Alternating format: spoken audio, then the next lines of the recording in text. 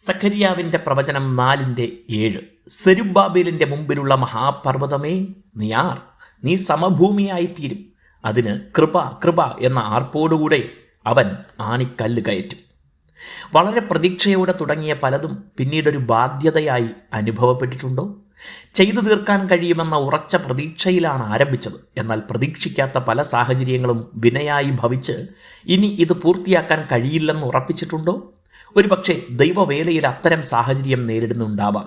അല്ലെങ്കിൽ ഒരു വീട് പണിയാൻ തുടങ്ങിയിട്ട്, ഒരു ജോലി, ബിസിനസ്, ആർക്കെങ്കിലും ഒരു ഉപകാരം ചെയ്യാൻ ഒക്കെ തുടങ്ങിയിട്ട് മുന്നോട്ട് കൊണ്ടുപോകാൻ കഴിയാതെ ഭാരപ്പെടുന്നുണ്ടോ? എന്നാൽ ദൈവത്തിന് നിങ്ങളെ സഹായിക്കാനാകും.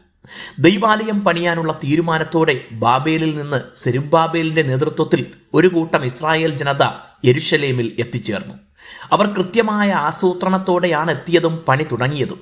ശലോമോൻ പണിതതിന് സമമല്ലെങ്കിലും തങ്ങളുടെ പരിമിതികൾക്കുള്ളിൽ നിന്ന് ഒരു ദൈവാലയം പണിയാനും അവിടെ ആരാധന പുനരാരംഭിക്കാനും കഴിയുമെന്നുള്ള ശുഭാപ്തി വിശ്വാസത്തോടെ ആരംഭിച്ചിട്ട് മുന്നോട്ട് കൊണ്ടുപോകാനാകാതെ പ്രതിബന്ധങ്ങൾ ഉയർന്നു.